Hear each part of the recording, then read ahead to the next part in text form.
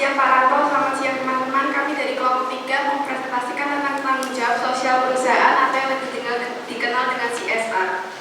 Pertama, saya mulai dengan sejarah CSR dunia. Sejarah CSR dunia itu terdiri dari beberapa fase. Fase yang pertama pada tahun 1900, saat itu di Amerika ekonomi sedang membaik-baiknya. Kemudian hal ini pun membuat perusahaan menjadi otoriter, bersikap semena-mena, harga buruh sesuka hatinya perusahaan, kemudian tidak menghormati moral kemanusiaan. Hal ini membuat emosi masyarakat pun memuncak. Untuk menengahi kejadian ini, maka pemerintah pun membuat suatu peraturan yang mewajibkan perusahaan untuk mengeluarkan gaji buruh dan menghilangkan diskriminasi. Kemudian fase kedua pada tahun 1930, saat itu informasi yang dimiliki oleh perusahaan hanya disimpan oleh perusahaan, jadi perusahaan lebih tertutup. Dan saat itu terjadi resesi sehingga banyak perusahaan yang bangkrut. Dampaknya pada PHK besar-besaran dan pengangguran itu meningkat, kriminalitas itu meningkat. Kemudian masyarakat pun menuntut perusahaan untuk bertanggung jawab atas hal ini, tapi tidak ada tindakan yang dilakukan perusahaan sehingga masyarakat mengecap perusahaan sebagai pihak yang tidak memiliki tanggung jawab moral. Pada kedua fase ini belum dikenal tanggung jawab sosial, lebih dikenal dengan istilah tanggung jawab moral. Kemudian fase ketiga yaitu pada tahun 1970-an, perusahaan sudah mulai ikut campur tangan dengan memberikan bantuan bencana alam, kemudian penghijauan, dan istilah CSR pun juga mulai berkembang. Pada tahun 1998 dengan artikel yang berjudul Cannibal Workforce, Triple Bottom Line in 21st Century Business, karangan John Elkington yang dikenal dengan fokusnya 3P: Profit, People, Planet. Kemudian perkembangan istilah CSR. Mulai pada tahun 1927, seorang dekan Harvard yang bernama Donald melalui artikelnya The Social Significance of Business dalam Business Review mengatakan bahwa pengembangan penyatuan dan multiplikasi secara sosial yang dipikirkan oleh perusahaan merupakan masalah utama dalam bisnis. Jadi di situ perusahaan harus menemukan cara bagaimana mengatur kewenangannya, tanggung jawabnya, dan memberi perhatian kepada kelompok sosial dalam komunitas. Dalam hal ini belum dikenal istilah stakeholder, belum dikenal dengan istilah kelompok lainnya dalam komunitas. Kemudian berikutnya pada tahun 1953, Howard Bowen yang dikenal dengan Bapak Corporate Responsibility mengatakan istilah CSR adalah kewajiban perusahaan untuk menaati peraturan, mengambil suatu keputusan, dan melakukan tindakan yang sesuai dengan tujuan dan nilai sosial. Kemudian berkembang lagi pada tahun 1975, Robert W. Ackerman atau yang lebih dikenal dengan Ackerman dari Harvard Business School memperkenalkan suatu konsep CSR atau CR, Corporate Responsibility, sebagai bentuk respon perusahaan terhadap dinamika lingkungan sosial. Hal ini bersifat manajerial. Mengapa? Karena kalau isu lingkungan, isu sosial itu pasti tidak akan seperti polusi udara, pencemaran air, tidak akan lepas dari kegiatan operasional perusahaan itu sendiri dan keputusan manajerial itu. Kemudian pada tahun perkembangan selanjutnya pada tahun 1980-an, beberapa peneliti pun melakukan hubungan antara CSR dan profitabilitas. Mereka mengatakan bahwa CSR itu bersifat mahal paling tidak untuk jangka pendek. Perkembangan berikutnya pada tahun 1990-an, konsep CSR dapat digantikan dengan CSP, Corporate Social Performance, jika digabungkan dengan stakeholder teori, bisnis etik, dan hak serta kewajiban perusahaan. Perkembangan berikutnya pada tahun 2009, Margolis dan kawan-kawan melakukan studi hubungan antara CSP, Corporate Social Performance, dengan CFP, Corporate Financial Performance. Dari studi tersebut mereka menyimpulkan bahwa hubungan antara keduanya hubungan positif. Di sini dimaksudkan CSP itu tidak akan mematikan perusahaan secara keuangan maupun ekonominya, namun justru menurunkan resiko perusahaan itu sendiri. Kemudian perkembangan selanjutnya pada tahun 2010, Freeman memperkenalkan beberapa konsep baru seperti corporate governance, corporate accountability, sustainability, triple bottom line, CSE, corporate social entrepreneur, corporate philanthropy, dan CSR report. Kemudian untuk sekilas info aja, kalau perusahaan Ripple itu adalah perusahaan pertama yang melaporkan CSR secara formal pada tahun 2004. Kemudian stakeholder, perkembangan istilahnya pada tahun 1990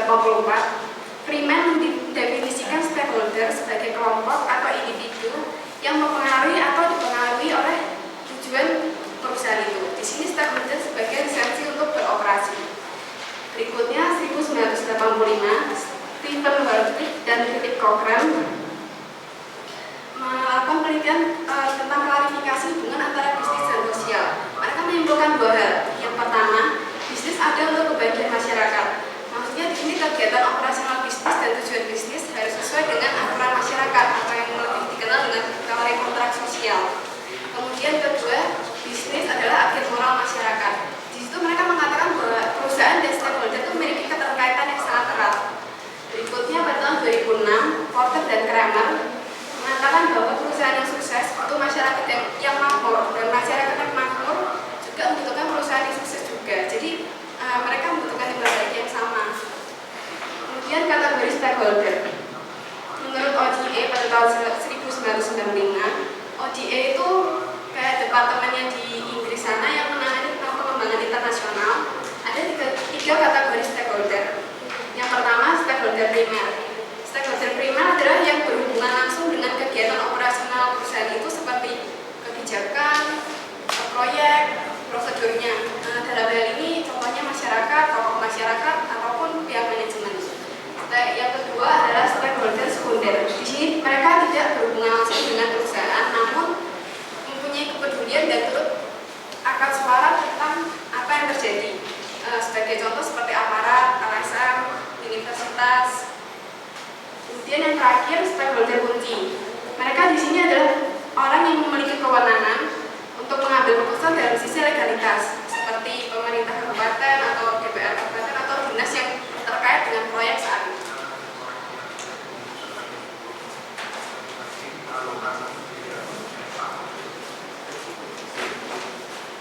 Nah, lalu selanjutnya saya akan menjelaskan mengenai Global Compact. Apa sih keterkaitan Global Compact dengan tanggung jawab sosial dari perusahaan? Untuk sekilas saja, Global Compact itu merupakan seperangkat aturan etika bisnis yang telah disusun oleh PBB sejak tahun 2000. Global Compact ini akan diterapkan di perusahaan multinasional di negara-negara yang sedang berkembang. Nah, awal mula pencetus idenya itu adalah Kofi Annan pada tahun 1990. Dia di sini menjelaskan mengenai arti pentingnya Global Compact untuk etika korporasi. Lalu berkembang lagi pada tahun 2000. Global Compact itu dideklarasikan oleh PBB. Lalu pada tahun 2005, Global Compact ini mulai dikampanyekan secara luas di Paris dengan dihadiri oleh kurang lebih 140 negara di seluruh dunia, Perdana Menteri dari Inggris serta Presiden dari Prancis. Nah, Global Compact ini mempunyai fokus utama yaitu adalah untuk mempromosikan perekonomian global yang berkelanjutan dan adil. Global Compact ini juga merupakan ajang penunjukan diri bagi kalangan pebisnis bahwa kalangan pebisnis itu juga ikut bertanggung jawab, juga dapat memberikan solusi untuk isu-isu global yang terkait dengan masalah sosial dan lingkungan. Pada Global Compact ini terdapat 10 prinsip dasar, di mana 10 prinsip dasar ini mempunyai 4 pilar. Pilar yang pertama yaitu mengenai HAM. Di sini Global Compact mengajak perusahaan untuk lebih menghargai HAM. Lalu tidak adanya keterlibatan terhadap pelanggaran HAM. Lalu adanya kebebasan berserikat. Lalu dilarangnya segala bentuk kerja paksa, dilarangnya segala bentuk perburuan kepada anak, dan dilarangnya diskriminasi pekerja seperti diskriminasi suku, agama, dan gender. Lalu ada pula kehati-hatian terhadap lingkungan, tanggung jawab terhadap lingkungan, pembentukan teknologi yang akrab lingkungan, serta anti korupsi, pemerasan, dan penyogok. Nah, pertanyaan yang muncul adalah apakah Global Compact ini relevan untuk diterapkan di Indonesia? Karena Indonesia itu juga merupakan negara yang sedang berkembang. Jawabannya adalah ya, tentu saja Global Compact ini sangat relevan untuk diterapkan di Indonesia. Ada dua alasan. Yang pertama adalah korporasi multinasional di Indonesia itu kan terdiri dari berbagai sektor. Terutama yang kita soroti adalah sektor pertambangan, karena di sektor pertambangan ini mereka mengeksploitasi alam secara besar-besaran. Namun, korporasi ini belum memiliki etika bisnis dan etika ekologi yang tepat. Mereka melakukan tanggung jawab sosial dan lingkungannya itu tidak tepat sasaran ke komunitas, masyarakat, bahkan konsumen. Lalu mereka juga lebih mementingkan kepentingan shareholder, yaitu pemegang saham. Dengan menaikkan harga saham, maka mereka akan menaikkan profit. Lalu korporasi juga lebih mengutamakan tujuan pragmatisnya, yaitu profit dengan menaikkan harga jual terhadap konsumen. Nah, di sini ada contoh salah satu perusahaan yang tidak bisa menjalankan Global Compact dengan tepat, yaitu adalah PT Lapindo Brantas. Seperti yang kita sudah tahu, masalah ini sudah sampai 7 tahun belum selesai-selesai, yaitu permasalahannya adalah penyantunan terhadap korban. Seharusnya ini menjadi permasalahan bagi korporasi, yaitu PT Lapindo Brantas, karena kejadian ini berdampak dari kesalahan teknis aktivitas bisnis mereka. Namun justru mereka menunda-nunda penyantunan terhadap korban. Dan di sini pemerintah juga ikut andil dalam memberikan santunan kepada korban-korban melalui dana dari APBN. Padahal APBN itu juga didapat dari pajak masyarakat. Sehingga secara tidak langsung kita ikut memberikan santunan terhadap korban-korban di Porong Sidoarjo. Padahal seharusnya ini menjadi tanggung jawab dari PT Lapindo Brantas untuk menyelesaikan permasalahan ini. Karena masalah ini ditimbulkan dari dampak aktivitas bisnis mereka. Lalu di sini ada Marta Tilaar. Marta Tilaar itu merupakan global competitive leader and founder yang berasal dari Indonesia. 4 pilar dasar yang ditanamkan oleh Marta Tilaar adalah pelestarian lingkungan, pelestarian kebudayaan, edukasi, dan pemberdayaan wanita. Marta Tilaar itu membentuk Bali Sari Spa and Center dan Training Center. Di sini dia menjalankan misi kemanusiaannya, yaitu pemberdayaan perempuan korban trafficking. Trafficking itu adalah wanita yang diperdagangkan. Jadi dia menemukan beberapa wanita-wanita yang menjadi korban perdagangan dari kalangan low society dan wanita-wanita yang menjual dirinya. Timbul keprihatinan dari Marta Tilaar karena perempuan-perempuan ini tidak bisa mengembangkan diri mereka, sehingga Marta Tilaar itu membentuk training center. Di training center ini mereka di-training untuk pengembangan diri, untuk bisa bekerja selama kurang lebih 6-8 bulan secara gratis. Sampai sekarang di Bali Sari Training Spa and Center ini sudah ada 4.200 wanita yang di-training. Dan ini menjadi perhatian penting dari PBB, sehingga PBB memberikan penghargaan atas usaha dari Marta Tilaar. Kegiatan dilakukan oleh Marta Tilaar ini sudah berjalan selama 15 tahun, bahkan sebelum Global Compact itu sendiri diperkenalkan kepada masyarakat luas. Sehingga Marta Tilaar itu menjadi role model untuk kalangan internasional. Bahkan PBB bisa menyamakan Marta Tilaar itu dengan perusahaan-perusahaan yang setara di luar negeri, seperti Unilever di Inggris, Nestle di Switzerland. Dengan melakukan Global Compact ini menunjukkan tanggung jawab sosial dari suatu perusahaan. Ini memberikan keunggulan kompetitif tersendiri bagi Marta Tilaar. Keunggulan kompetitif keberlanjutan yang bisa membawa nama baik bagi Marta Tilaar dan bisa menjadi leader di seluruh dunia. Lalu apa itu keunggulan kompetitif keberlanjutan akan dijelaskan oleh Randy.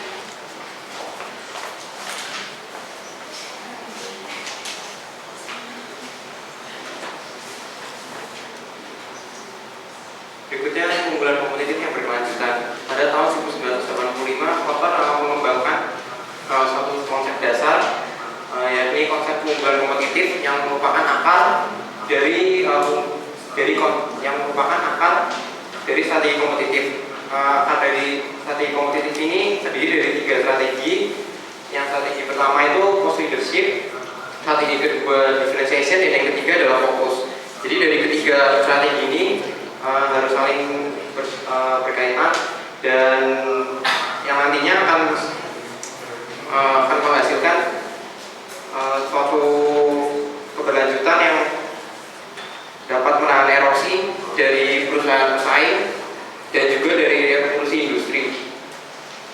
Yang kedua, keunggulan kompetitif yang berkelanjutan ini menurut Manka Gemawa tahun 1986.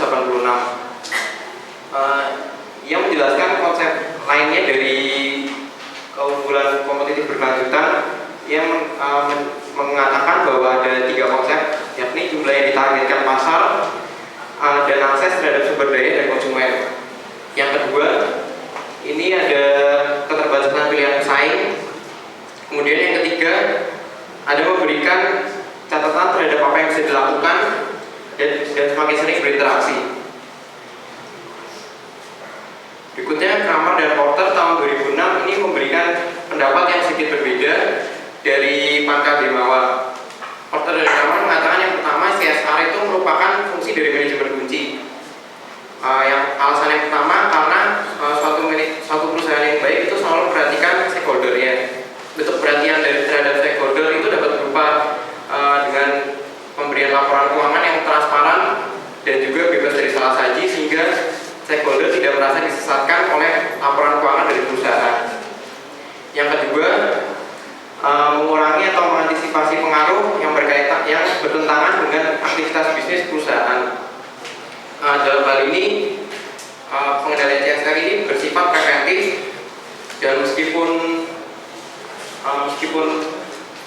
mengurangi finansial perusahaan, namun untuk prospek kedepannya ini akan meningkatkan reputasi perusahaan yang turut juga akan meningkatkan penjualan, juga berdampak pada laba. Berikutnya strategi CSR menciptakan nilai. Jadi meskipun hal-hal kecil dilakukan perusahaan, namun juga dapat berdampak besar bagi lingkungan sekitarnya. Ini terdapat dua dimensi dalam strategi CSR, yakni yang pertama dimensi internal. Dimensi internal itu bagaimana perusahaan berhubungan dengan masyarakat melalui operasional perusahaan, dan yang kemudian dimensi eksternal. Yang kedua adalah dimensi eksternal. Dimensi eksternal adalah bagaimana pengaruh dari luar mempengaruhi perusahaan. Jadi antara kedua dimensi ini harus saling berhubungan. Sedangkan CSR itu menghubungkan dua dimensi ini. Jika CSR diterapkan, maka akan menciptakan ruang subur bagi perusahaan yang akan terus meningkatkan penjualan dan jasa bagi perusahaan itu sendiri. Sehingga sangat penting untuk menetapkan strategi yang unik dan berkelanjutan bagi perusahaan.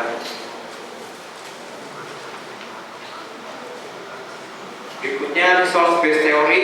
Ini menurut Stuart. Jadi yang mengatakan bahwa sumber daya itu berdasarkan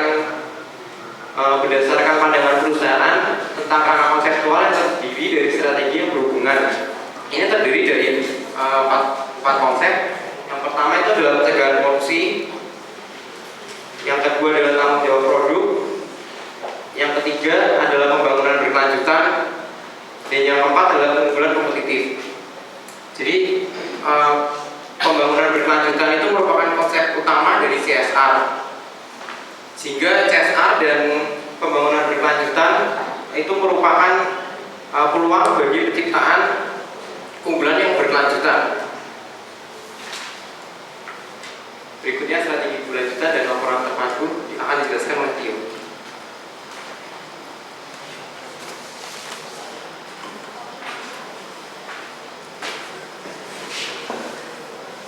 Selanjutnya saya akan menjelaskan tentang strategi keberlanjutan dan laporan terpadu. Dan untuk menjalankan strategi keberlanjutan ini harus ada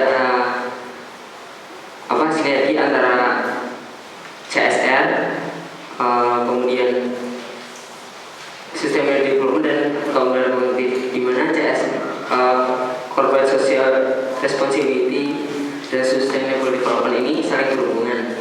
Jika perusahaan bertanggung jawab terhadap para stakeholder dan di lingkungan sekitarnya, maka akan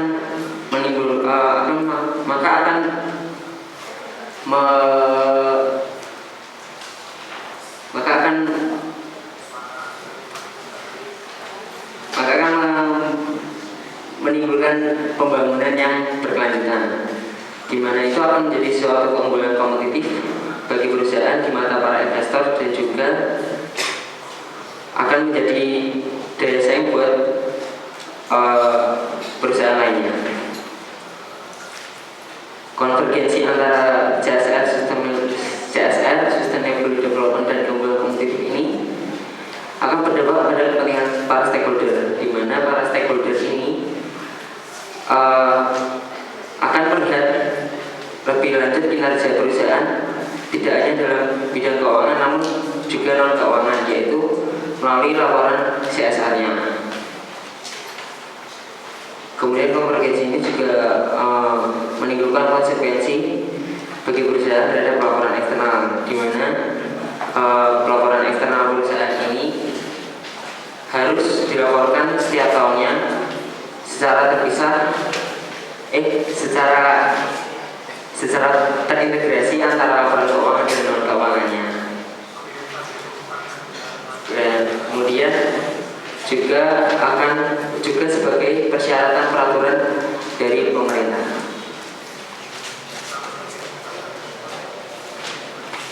Dan kemudian strategi keberlanjutan ini merupakan dengan cara mengintegrasikan kinerja keuangan dan non keuangan. Jadi tiap periode perusahaan wajib melaporkan kegiatan aktivitas CSR-nya, dan juga laporan keuangannya. Jadi laporan keuangan dan laporan keuangan harus dilaporkan menjadi satu sehingga akan menjadi laporan yang terintegrasi dengan baik.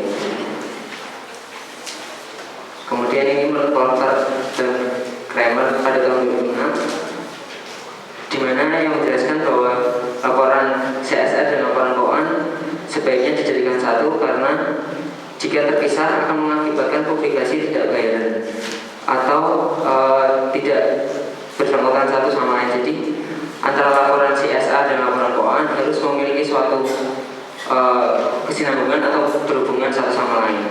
Kemudian Porter dan Kramer juga menduga bahwa laporan terintegrasi dibutuhkan untuk membuat rating perusahaan. Rating perusahaan di sini, jika rating perusahaan jelek dilihat dari jika rating perusahaan jelek, maka kemungkinan di kinerja CSR yang telah dilakukan tidak begitu baik dan akan menjadi penilaian buat investor di masa depan. Jika ratingnya perusahaan baik dan perusahaan memang berniat untuk melakukan CSR ini, maka perusahaan akan lebih memikirkan tentang laporan CSR dan laporan keuangan yang terintegrasi. Kemudian di sini laporan terpadu. Laporan terpadu ini merupakan laporan yang terintegrasi antara nilai keuangan, lingkungan sosial, dan tata kelola keuangan. Hal ini diungkapkan oleh McKinsey pada tahun 2009. Laporan terpadu ini akan menciptakan nilai bagi pemegang saham dan investor. Jadi tiap tahunnya perusahaan wajib melakukan laporan terpadu yang berisikan tentang nilai keuangan dan tanggung jawab sosial serta tata kelola di dalam perusahaan itu.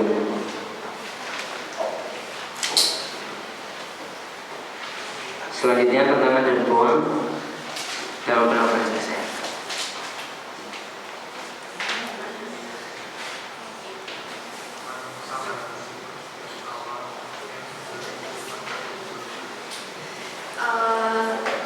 Dalam dunia kerja nanti, kalian akan berpikir untuk mendirikan perusahaan di mana perusahaan tersebut salah satunya memanfaatkan sumber daya alam.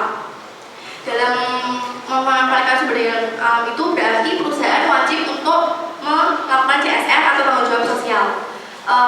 Dalam melakukan CSR tersebut, kalian akan mendapati tantangan dan peluang dalam penerapan CSR-nya. Di sini saya akan menjelaskan menurut Living dan Ebert tahun 2002. Tantangan yang pertama,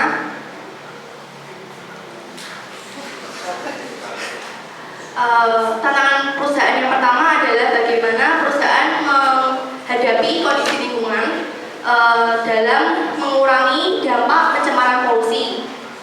Di sini perusahaan mengurangi dampak pencemaran polusinya dari yang ditimbulkan dari aktivitas operasi perusahaan.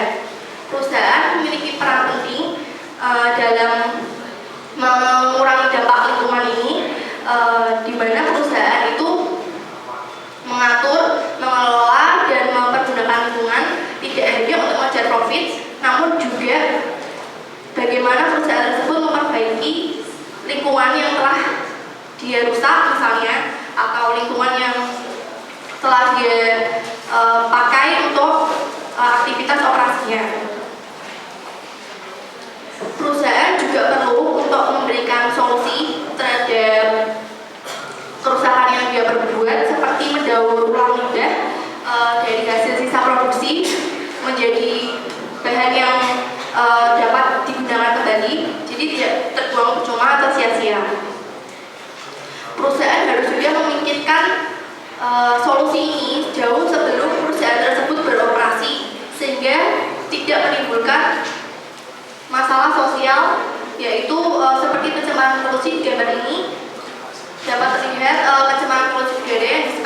pabrik. Lalu tantangan yang kedua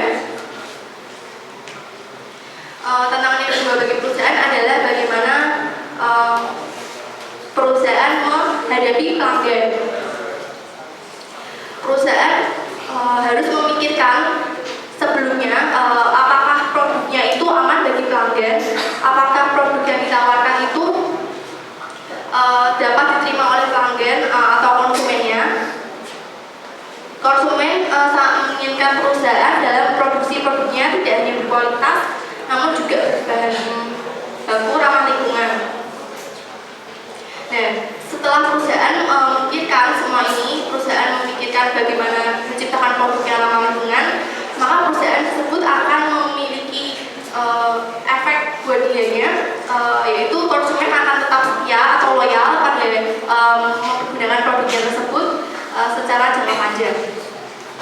Dan di sini dapat dilihat perusahaan tersebut, misalnya saya contohkan galon aqua. Galon aqua ini merupakan produk yang ramah lingkungan.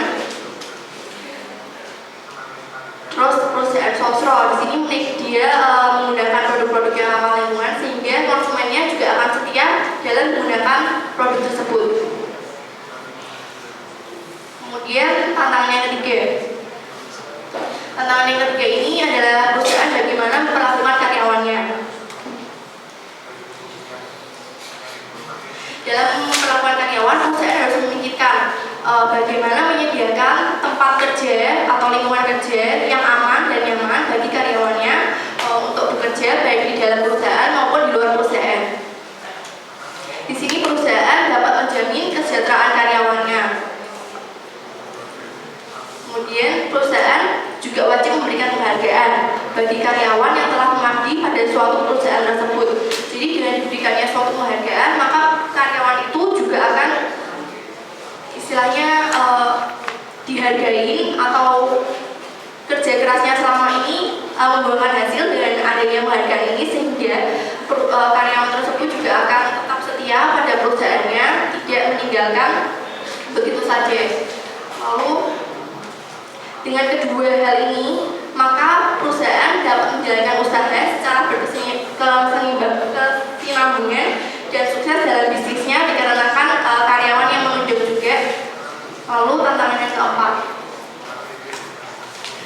Tantangan yang keempat ini bagaimana perusahaan mempertanggungjawabkan bisnisnya terhadap investor. Nah, di dalam dunia investor ini, investor akan mau menanamkan sahamnya apabila pada suatu perusahaan tersebut dapat membuat investor percaya bahwa perusahaan tersebut tidak hanya memiliki keunggulan di dalam menghasilkan profit saja, tapi juga untuk masalah sosial lingkungannya. Nah, di sini investor akan memiliki kepercayaan terhadap perusahaan, di mana perusahaan perlu menerapkan tidak hanya akuntansi keuangan saja, namun juga akuntansi sosial dan lingkungan. Nah, di sini buktinya yaitu dengan tadi yang saya bilang itu tidak hanya berfokus pada profit saja, tapi juga memikirkan masalah sosial dan lingkungan. Kemudian ada peluang. Peluang yang pertama adalah bagaimana perusahaan dapat mengembangkan reputasi dan citra baik namanya di mata konsumen dan investor. Konsumen tersebut dapat menilai sebuah perusahaan, bagaimana perusahaan itu dapat mempedulikan lingkungannya, sehingga perusahaan memiliki citra baik di mata konsumen itu. Lalu di mata konsumen, investor, bagaimana perusahaan dapat peduli terhadap lingkungannya, sehingga apabila perusahaan sudah memiliki nama baik di mata investor maupun konsumen, maka reputasi baik perusahaan juga tidak akan diragukan oleh karena segala sesuatu yang dinilai dari konsumen maupun investor tadi sudah baik di mata mereka. Maka dampak kedepannya juga akan menyebabkan harga saham perusahaan tersebut meningkat. Lalu peluang yang kedua, Peluang yang kedua dapat mengurangi konflik yang terjadi dalam masyarakat mengenai masalah lingkungan. Ya, dari peluang ini maka perusahaan akan meningkatkan kegiatan operasionalnya sehingga perusahaan dapat melangsungkan kegiatan operasionalnya dalam jangka yang panjang.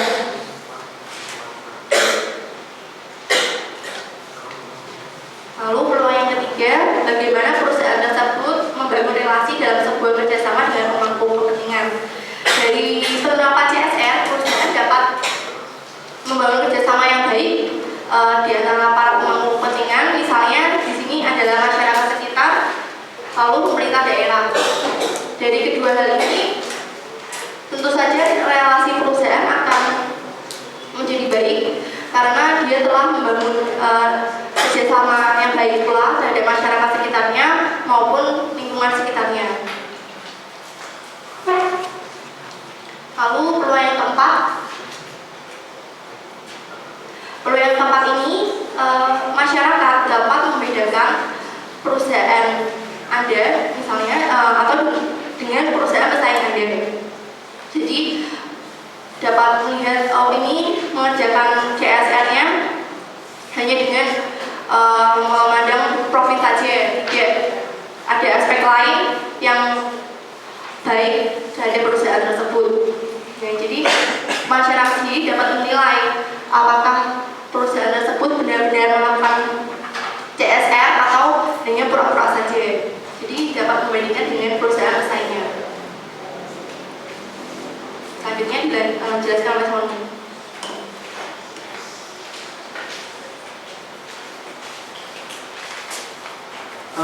Mungkin pertama itu kita bisa berpikir pertama, mengapa sih perusahaan itu harus melakukan CSR? Apakah harus kita melakukan CSR? Itu pasti jawabannya ada dua, ya dan tidak. Yang pertama, jika ya itu mengapa? Apakah itu hanya untuk formalitas undang-undang? Jika tidak, apakah boleh kita melakukan terus-menerus? Nah, apa motif dari melakukan CSR tersebut? Motif CSR. Nah, jadi apakah pertama itu mereka peroleh dengan yang mereka dapatkan itu sebanding? Jadi jika suatu perusahaan itu bekerja seperti contohnya saja kita bisa lihat PT Freeport. Kita bisa lihat PT Freeport mendapatkan keuntungannya sangat besar. Tetapi apakah dia melakukan CSR itu sebanding dengan pendapatan yang dia dapat? Nah, yang kedua, apakah hanya semata-mata untuk mendapatkan image? Apakah hanya untuk formalitas sementara? Itu ya seperti undang-undang itu, hanya dia mengikuti untuk formalitas. Nggak urusan dia mau, wah itu bagus apa adalah CSR-nya, melihat masyarakatnya sejahtera atau tidak. Nah, yang terakhir yang paling penting, apakah mereka memang tulus untuk melakukannya? Jadi kalau saya CSR itu nggak tulus, sama aja itu bohong. Hanya sementara itu semena-mena itu untuk mendapatkan image saja, nggak urusan mau itu bagus apa enggak. Saya akan menayangkan sebuah video.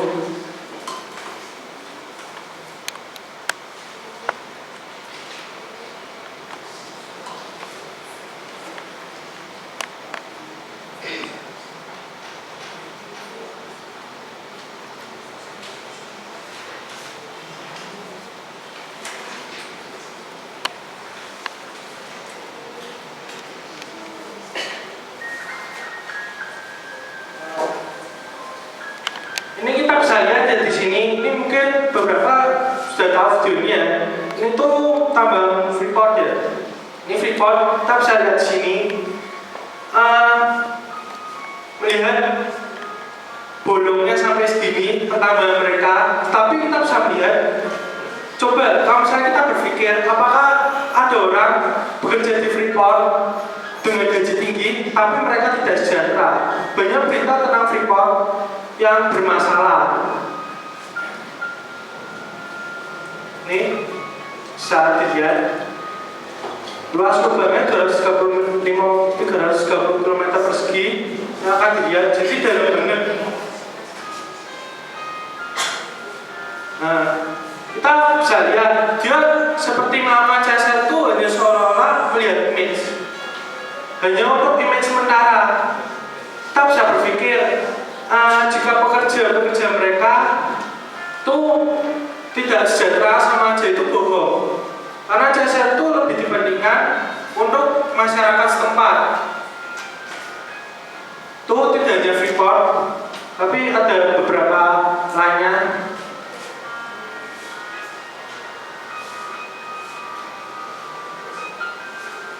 Ini ada PT Nyumun. Jadi PT Nyumun itu dia melakukan tambah, tapi tidak melakukan penanaman kembali. Jadi tidak melakukan penghijauan kembali tambah-tambahnya. Kita bisa lihat sini hampir sama seperti Freeport, cuma di dalam Freeport ya 230 km.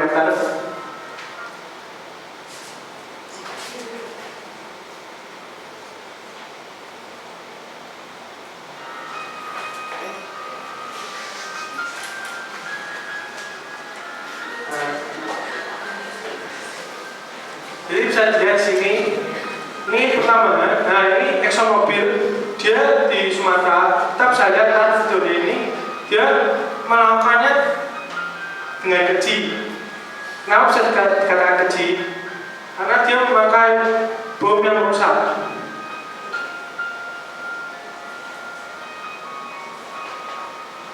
Nah ini dia di daerah Sumatera, dia melakukan pengoboman.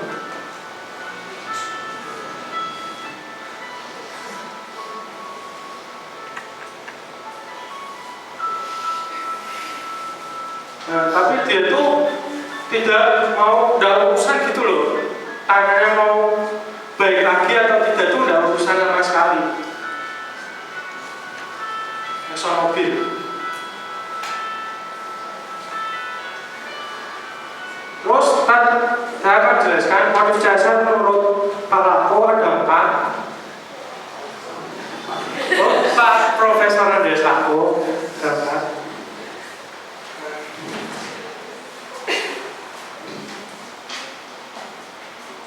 Nah, motif-motif mengapa perusahaan melakukan CSR yang digunakan kalian pasti kan kalau enggak untuk image tuh untuk apa lah, cuma untuk mencari muka lah. Menurut Profesor Andreas Lako itu strategi yang pertama itu penebusan dosa. Strategi ini tuh strategi yang baik itu karena dia berusaha lingkungan, dia tuh melakukan CSR tuh hanya untuk ternyata perusahaan ini sudah rusak tapi dia masih mau melakukan kebaikan. Nah yang kedua karena pelaku pasar. Kan banyak mulai sekarang itu perusahaan itu melakukan CSR itu dan membuat produk yang green itu hanya untuk paksaan supaya konsumen itu atau pelanggan itu mau membeli produk kita lagi. Yang ketiga, peningkatan image perusahaan yang tadi saya bilang itu hanya untuk seolah-olah biar kelihatan di luarnya itu baik tapi dalamnya bosok. Nah, yang keempat, memanfaatkan momentum euforia jasa. Jadi biar dia bisa mendapatkan corporate citizen. Jadi dia hanya mendapatkan penghargaan, tapi seolah-olah dia itu melakukannya hanya untuk pasangan sementara. Jadi kesimpulannya di sini. Mungkin kedepannya harusnya pemerintah itu bisa memberikan standar-standar melakukan CSR itu gimana, karena tidak ada batasannya. Kalau hanya kayak gini kan dari keempat ini kita hanya bisa melihat perusahaan-perusahaan itu melakukan CSR itu hanya untuk pasangan sementara. Jadi hanya untuk dia nggak tulus untuk melakukan CSR, karena dia hanya seolah-olah agar pelanggan itu tidak lari ke perusahaan lainnya. Ini kerugian dari penerapan CSR.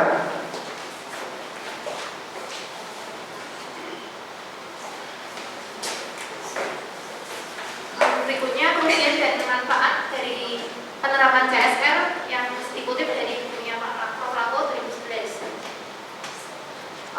Kesediaan perusahaan dan komitmen perusahaan untuk menjadi perusahaan sosial itu memang akan menguras kas dan energi perusahaan yang cukup besar, dan akibatnya akan tampak melanggar prinsip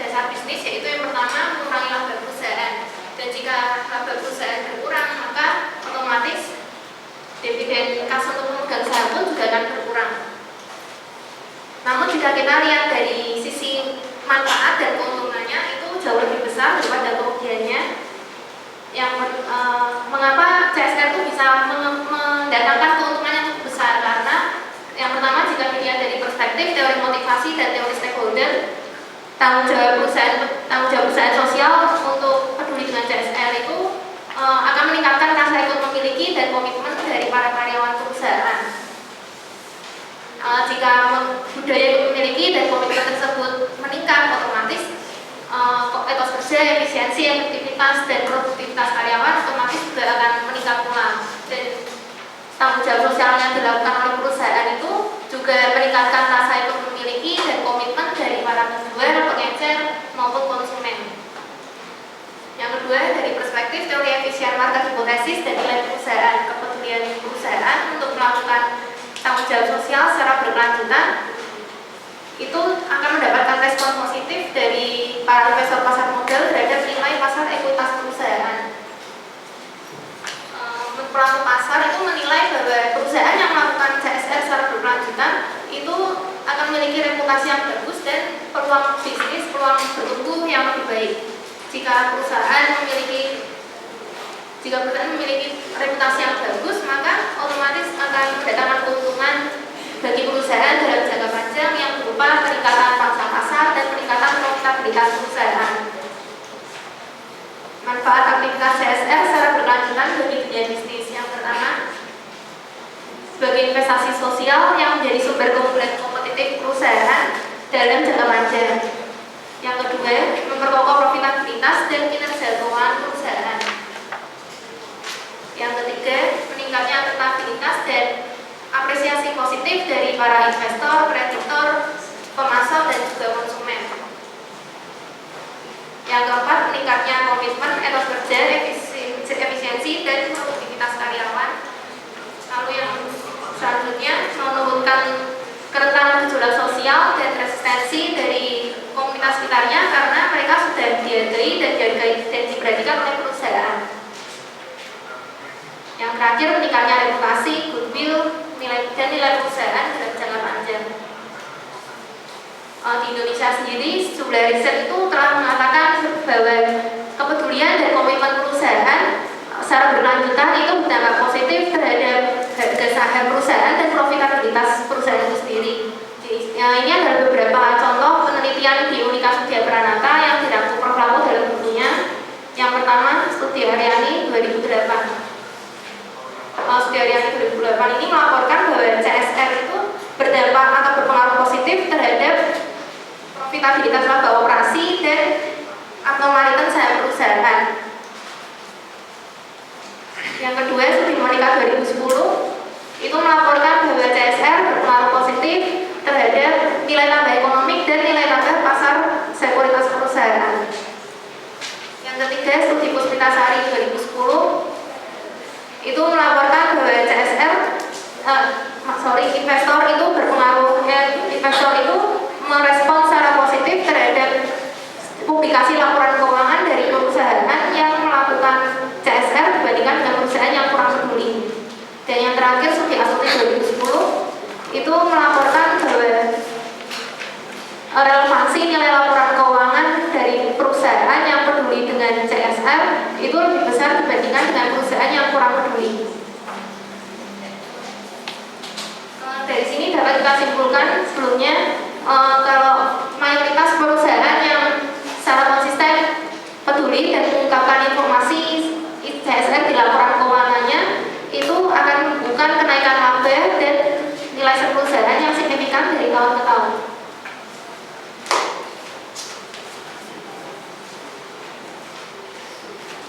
Sebelumnya saya akan menjelaskan mengenai pelaporan akuntansi dalam CSR. Akuntansi CSR ini sebenarnya merupakan perluasan dari akuntansi sosial dan akuntansi lingkungan. Akuntansi sosial sendiri menurut Gray et al. Pada tahun 1987 merupakan proses pengkomunikasian dampak sosial dan lingkungan dari suatu tindakan ekonomi perusahaan terhadap masyarakat. Jadi di sini perusahaan tidak hanya mencari laba untuk memberikan kepuasan pada pemegang saham atau stakeholder saja, tapi dia juga harus bertanggung jawab terhadap pemangku kepentingan masyarakat atau yang disebut dengan stakeholder. Kemudian akuntansi lingkungan sendiri, menurut Schallenberg tahun 1996, akuntansi ini merupakan metode, aktivitas, dan pencatatan informasi lingkungan yang terkait dengan dampak finansial dan ekologis dari suatu perusahaan, dari suatu sistem ekonomi perusahaan. Akuntansi lingkungan ini dia membicarakan mengenai limbah perusahaan dari daur ulang dari produk-produk perusahaan yang menimbulkan pencemaran terhadap lingkungan. Apabila digabungkan, akuntansi CSR ini adalah pengungkapan dan pelaporan informasi yang terkait dengan sosial dan lingkungan dari suatu tindakan ekonomi perusahaan terhadap kepentingan seperti masyarakat. Akuntansi CSR ini ada dua dimensi. Yang pertama, dimensi yang bersifat kuantitatif, dan yang kedua, dimensi yang bersifat kualitatif. Untuk yang bersifat kuantitatif ini, cost dan benefitnya ini bisa berdampak langsung terhadap profitabilitas perusahaan, dan ini bisa diukur secara akuntansi. Sedangkan untuk yang bersifat kualitatif, cost dan benefitnya ini berdampak langsung terhadap sosial dan lingkungan. Kemudian perusahaan itu dalam laporannya tidak hanya melaporkan laporan ekonomi, tapi juga laporan sosial dan lingkungan, dengan tujuan untuk keberlanjutan suatu perusahaan di masa datang. Kan habis sebabkan karena stakeholder dan stockholder itu biasanya mengapresiasi perusahaan yang mengungkapkan informasi mengenai kinerja, risiko, dan prospek perusahaan di masa yang datang. Sini pelaporan akuntansi CSR ada 3. Yang pertama, dia mengukur, mengidentifikasikan, mencatat, dan melaporkan informasi mengenai dampak dan cost dari aktivitas perusahaan yang secara langsung atau tidak langsung berdampak terhadap profitabilitas perusahaan dan kualitas sosial dan lingkungan. Di sini perusahaan mencakup 2 hal, public cost dan private cost. Kalau private cost itu dia biaya yang berhubungan dengan biaya bahan baku, pakaian roda, biaya tenaga kerja, dan biaya kerja. Sedangkan untuk public cost sendiri, di sini biaya yang berhubungan dengan masyarakat, seperti dia perbaikan pemulihan lingkungan akibat dari pencemaran yang dilakukan dari aktivitas perusahaan sendiri. Yang kedua, ada mengestimasi, mencatat, melaporkan cost dan benefit yang dapat diukur maupun tidak dapat diukur. Di sini dia mencatat sebagai beban apabila dia tidak memiliki nilai ekonomis dan tidak memberikan manfaat dalam jangka panjang, itu diperlakukan sebagai beban. Sedangkan untuk dia yang punya nilai ekonomis dan memberikan manfaat dalam jangka panjang, dia dicatat sebagai investasi. Yang ketiga, identifikasi, mencatat dan mengungkapkan program CSR dalam jangka panjang. Contohnya seperti perusahaan sedang menginvestasikan teknologi untuk lingkungan. Kalau dalam bidang sosial dia memberikan dana pendidikan dan menjalin kemitraan dengan masyarakat sekitar. Oke, sebentar, ditunggu dulu sampai kelas ini tenang. Tanyakan sama temannya, boleh saya lanjutkan? Tanyakan saja.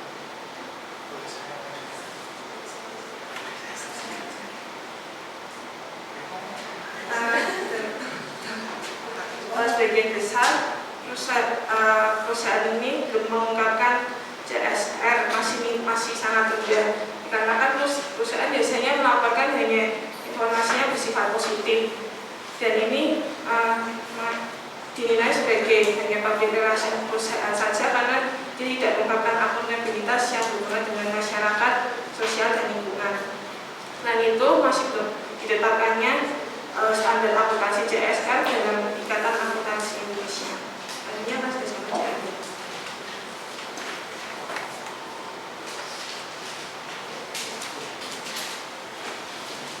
Berikutnya saya akan membahas mengenai diskusi mengenai apakah perusahaan di Indonesia tersebut sudah mulai melakukan CSR.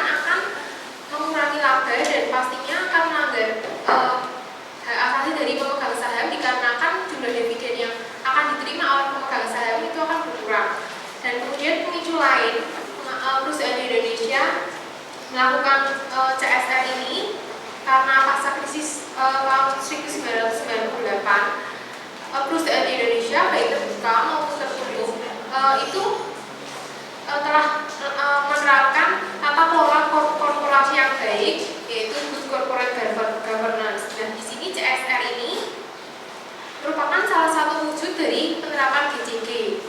Selain itu, dari PBB maupun bangsa Barat itu gemar untuk mengamankan sustainable development dan sustainable corporation.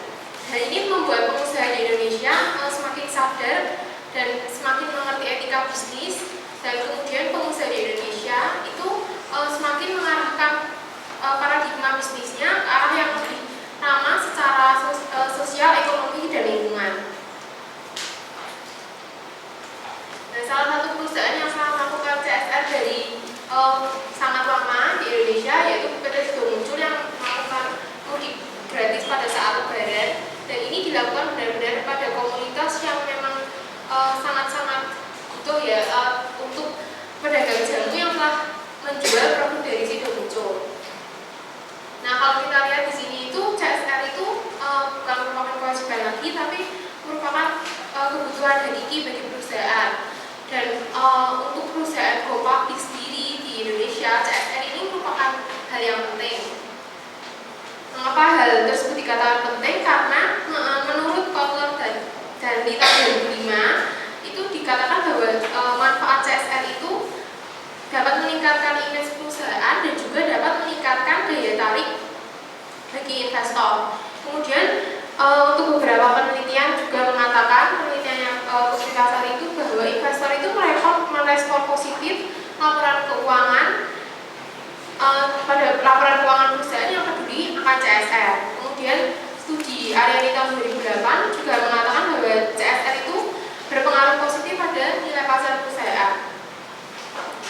Nah, di sini aktivitas CSR itu dilaporkan secara periodik dalam satu laporan keuangan, dan biasanya itu laporan aktivitas CSR tersebut itu bersamaan dengan laporan keuangan dan termasuk dalam laporan tahunan perusahaan. Nah, yang ini merupakan laporan CSR dari PT Semen Indonesia. Kemudian ini laporan keuangannya dan bergabung menjadi satu di laporan tahunan. Untuk pelaporan dan pengungkapan informasi CSR itu ada 3 media sebenarnya. Yang pertama itu media pelaporan keuangan wajib perusahaan, akan tetapi di sini karena belum ada standar yang mengaturnya, maka perusahaan dapat menggunakan penalaran logis yang sesuai dengan prinsip yang berlaku umum. Yang kedua adalah media pelaporan tahunan yang digunakan oleh perusahaan untuk memberikannya pada para pemegang saham. Dan yang ketiga adalah perusahaan dapat membuat media pelaporan sendiri yang berisi mengenai aktivitas kinerja maupun program dari CSR. Untuk pelaporan akuntansi dan dari aktivitas CSR dan pelaporannya ini, untuk biaya CSR yang mempunyai manfaat pasti di masa yang akan datang itu dapat dikategorikan sebagai aset dan diamortisasi, dan kemudian dimasukkan pada neraca dan pada bagian investasi CSR. Dan kemudian kalau biaya CSR tersebut itu dianggap tidak mempunyai manfaat ekonomi yang pasti di masa yang akan datang, maka dapat dijadikan sebagai pengeluaran, beban atau rugi, dan kemudian dimasukkan pada laporan laba rugi sebagai biaya operasional. Dan rincian atas biaya CSR tersebut dapat dilaporkan pada catatan atas laporan keuangan.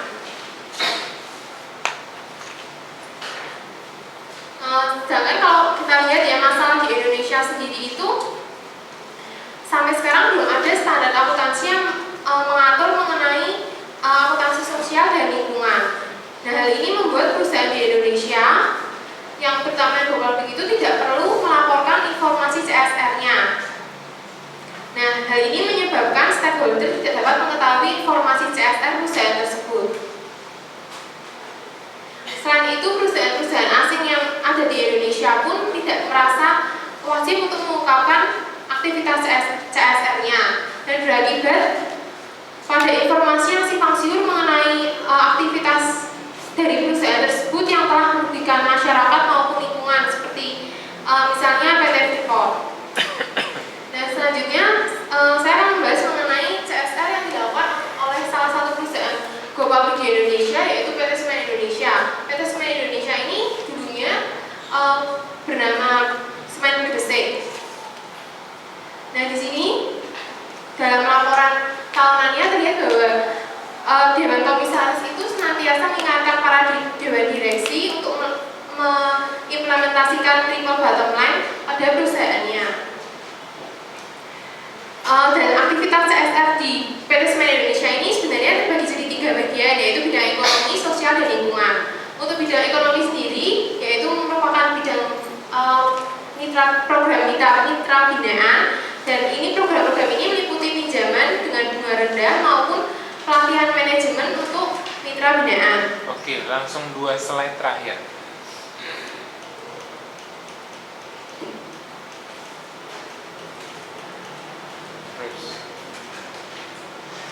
Terus. Iya, ini.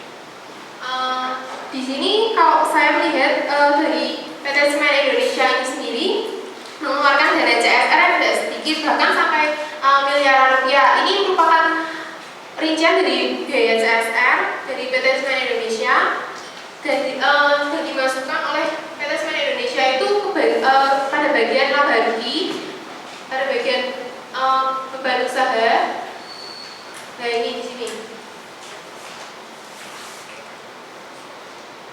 Nah, dan keuntungan dari PT Semen Indonesia ini dalam melakukan CSR itu juga termasuk melalui kinerja operasional yang meningkat, kemudian kinerja keuangan yang meningkat, harga saham yang naik, dan mendapat beberapa penghargaan lingkungan. Nah, ini dia juga diambil dari laporan